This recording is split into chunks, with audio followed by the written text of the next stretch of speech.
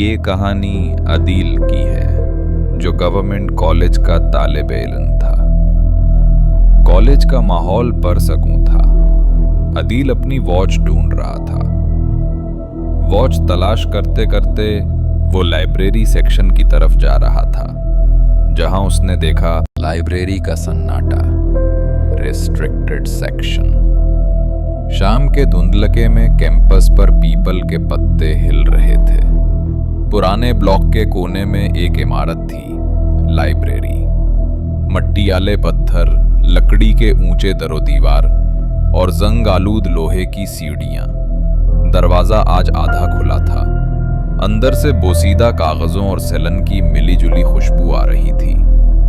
ऊपर एक तख्ती टंगी थी, सेक्शन रिस्ट्रिक्टेड सिंस 1973, और नीचे किसी ने हल्के हाथ से जाला समेट कर लिखा था, do not enter without permission.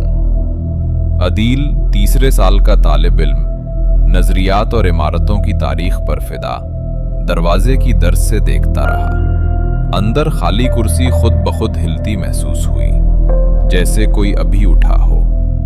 धूल, टॉर्च और काली डायरी अंदर कदम रखते ही मलमल की तरह धूल हुआ में बिखर गई। टॉर्च की सफेद लकीर शेल्फों पर लगी।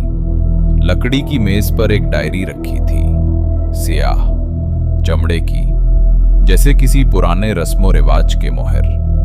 किनारों से सफात सुर्खी माइल, जैसे जंग लग गया हो। डायरी पहले से खुली थी। पहले सफ़े पर खराशों जैसी लिखाई में दर्ज था, जो इसे पढ़ता है वो अंधेरों का मेहमान बनता है। अदील के लबों पर बेइख्तियार मुस्कुराहट आई। पुरानी कहानियां, वो बड़बड़ाया और सफा पलट दिया। दरवाजा बंद और खिरचने की आवाज फड़क से हुआ चली। दरवाजे की आवाज के साथ खुद ब खुद बंद हो गए। खामोशी ऐसी कि सांस गुंजलक हो जाए। बस शेल्फ के पीछे से खिरचने की आवाज, जैसे किसी ने नाखून से लकड़ी पर निशान छोड़ा हो। अदील ने दरवाजे की कंडी झुंझलाई, मगर वो अंदर से ठक ठक करके जम उठी थी। डायरी के सफ़े अपने आप पलटे। सियाही की खुशबू में लोहे की सी बू घुल गई। ताज़ा हुरूफ उभरे, जिसने मुझे जगाया है अब वो सो नहीं सकता। अदील ने हड़बड़ाकर डायरी बंद की, मगर वो फिर खुल गई। सफ़ों के नीचे से बर्फ जैसी ठंडी हवा निकली। शेल्फ के कोने में एक पुराना फ्रेम लटक रहा था। टॉर्च की रोशनी पड़ी तो तस्वीर के मर्द ने अपनी सियाह कमीज पर काली माला पहने एक पुरसुकून मुस्कुराहट के साथ अदील की तरफ देखा। आंखों में चमक सी, फिर बहुत मामूली सी पलक झपकी, जैसे शीशे के अंदर कोई सांस ले रहा हो। अदील के हाथ से टॉर्च कांप गई।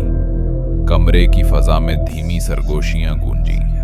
तारीखें, नाम और एक वक्त जो बार बार लौटता रहा। 7:13 1913-30।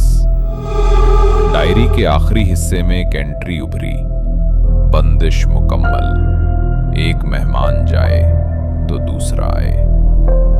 लकड़ी के क्लॉक में सुइयां नहीं थीं, मगर टिक टिक सुनाई दे रही थी।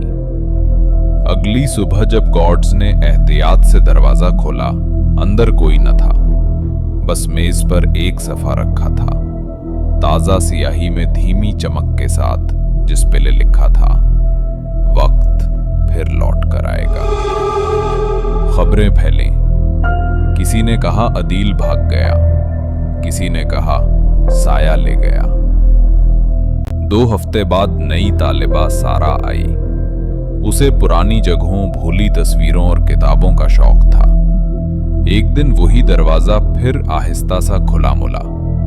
अंदर वैसी ही धुंधली रोशनी, मगर मेज पर रखी डायरी साफ सुथरी, जैसे अभी किसी ने चमका ही हो। सारा ने पहला सफ़ा खोला। लिखा था, तुमने मुझे पुकारा है, अब मेरी कहानी तुम्हारी है। उसने बेइख्तियार अगला सफ़ा पलटा। ऊपर लगी तस्वीर अब बदल चुकी थी। उसमें दो लोग थे, सिया कपड़ों वाला मुसाफिर और उसके साथ अदील।